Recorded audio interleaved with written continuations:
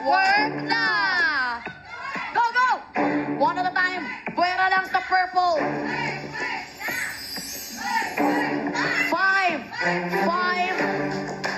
5 pirasong candies ang kailangan malipat bawat kulay.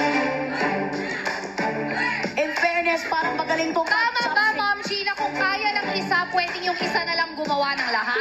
Yes!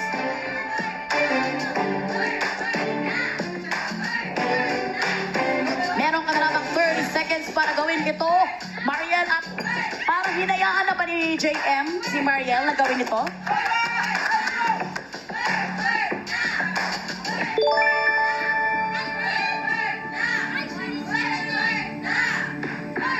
Tumatakbo ang oras.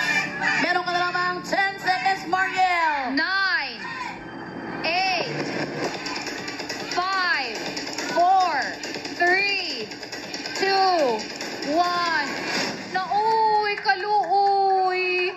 Oh my God. Ito, actually, caring-carry talaga to. Pero siguro talagang kulang lang tayo sa oras. No? Lagi. Ito kasi 5 ang orange, 5 din ang blue, 5 ang yellow.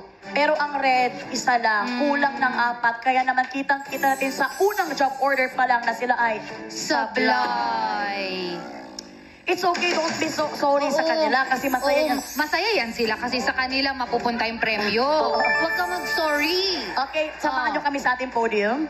Paano ba nangyari, Mariel, na sa tingin mo ba na pressure ka sa time?